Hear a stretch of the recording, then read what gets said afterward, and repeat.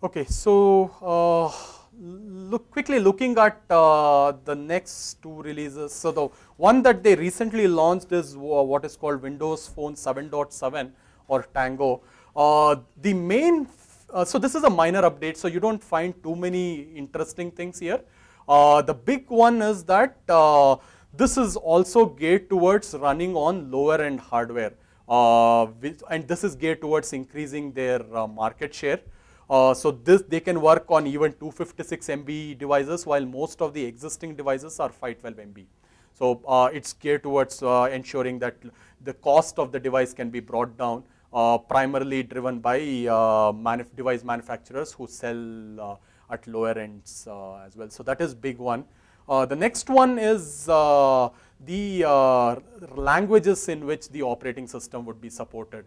So unlike iPhone, which supports 34 languages, and Android, which supports 35 languages, this will work now have support for 120 languages. So again, their focus is global reach of the device so that it can be sold anywhere across the world. They have other minor interesting or user driven features as well. So things like audio video sharing and multiple attachments via MMS, ability to export contacts to SIM. The third one is interesting for me, the separate domestic and international roaming options, which you don't see in different other phones. So there is a single roaming option. They have different roaming options for domestic and international roaming. And finally, for in case applications do use the user's location preferences and location information, there is a new icon which will indicate that location information is being used. So that is the last one. So all of these are minor ones. I think the first two are what is important. Again, this is not so much from directly end user perspective, but more from market reach perspective for Microsoft. Okay, so the one after this is the big release. So does anybody know what is the next release after this? So we know it's called 8, but what is it? Okay, yeah, so Apollo is the next one. So Sumit, he gets. Okay. Yeah, so that's correct. So it's called Windows Phone 8 or Apollo, which is planned to be released towards the later part of this year. It is based on Windows 8, so it will carry a lot of UI or the entire UI, as well as a lot of core kernel networking and security components which are available as a part of Windows 8. What it will enable is easy porting of applications that you build on desktops onto the mobile devices. So any desktop applications which have been built, it can be very easily ported to mobile device. Also, the other thing which I did want to mention is Windows 8 would be the first operating system which will work across different device types. Phones, tablets is also you will get support for it there, and as well as your laptops, desktops, and servers all will use Windows 8. Excuse me. Yeah, this will have IE10 as well. Yeah, for more HTML5 support as well. It will also have support for a variety of different hardware components. So it will have support for dual core processors, different screen resolutions. Currently there is no support for micro SD card. You'll start seeing support for micro SD cards, as well as there will be support for NFC as well. And this NFC support will be just not for payment purposes, but also for content transfer purposes from not just across Windows Phone 7 device, but also from a Windows Phone 7 to a Windows 8 phone to a Windows 8 device. So let's say from a computer to a phone, if you can just touch the screen of a computer and transfer content from one to another. So there will be beautiful things like that also that will come in with us. There will be a better integration at the operating system level with a variety of different features. The notable ones are, the first one is the SkyDrive integration, which is the one that we talked about, equivalent of iCloud. They will have support for syncing data as well as music, similar to what iCloud today supports. And the next big one is what Microsoft has now figured out what it wants to do with Skype after paying $8.5 billion for it. So you will start seeing in a strong integration for Skype as well. in the operating system, where across anywhere in the operating system, in the applications, you can start placing direct VoIP calls instead of making standard phone calls. There is better support for cost optimization around mobile data costs, especially in the US, since carriers have started doing away with unlimited usage plans. This is a big driver for users now. People want to be aware how much what application is using so that they can optimize on the usage of mobile data by apps.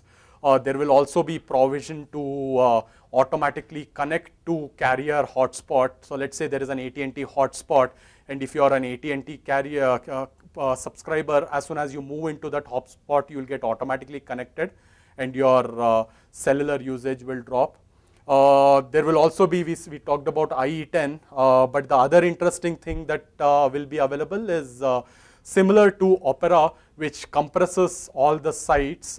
They will also start doing something similar to start preserving bandwidth, where they would start compressing the different sites before sending it down for rendering to the IE itself. And lastly, so there is some level of enterprise support that you will start seeing with Windows Phone 8. It is not to the level that you would expect or enterprises would expect. However, a step in that direction. The first one is there will be support for native encryption, so that it will become, the device will be considered secure. And the second one is what we had touched upon earlier, that deployment of private applications today happens via marketplace and is not secure. So there will be support for businesses to deploy their applications behind the firewall and not have to upload it to marketplace. So that would be the other benefit for enterprises. So, but enterprises do expect a lot more, and hopefully we'll see some more announcements before Microsoft finally announces Windows 8. But these are what is there in the public domain as of now. Okay, so let me take a pause here. So, any questions? I did kind of rattle out a couple of different things that will be coming in.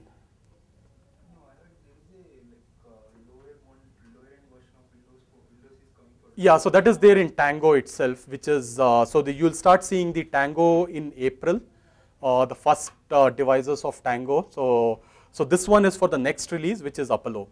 So the Tango will start. They have announced another version, it's for only low-end smartphones. So that is Tango. So it will work on both. So it will, so there are, Tango is like, so it will work on your normal standard Windows Phone 7 will also get upgraded, but even your lower phones will also start working using that. Yeah, so the minimum requirements there is any phone with 256 MB will also start working fine. Before that it was 512. Yeah, most of the phones, all the phones had 512 MB RAM before. So what will the difference between these two? They have done a whole lot of performance optimization to work under low memory as well. So because phones applications require a lot of memory nowadays, all the newer applications. So they have done a lot of optimizations to ensure that most of the applications, so even now Microsoft is not confirming all applications will work fine, but most applications should work fine on a lower end phone as well. Excuse me.